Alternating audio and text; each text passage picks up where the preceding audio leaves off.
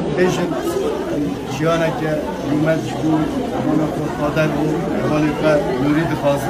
هم سرنوی اشاره دارم برز دستیان شده و سرنوی توای حوالی پارتیا و شانه دارم از هم جیانه که رومت جیانه که آزاد جیانه که سرکفته و به تندرستی و هر دی جوانی خود دخوازه هم بیشتر خودی کیفاشیه بده خودی مبارکیه بکرد پیروز مبارک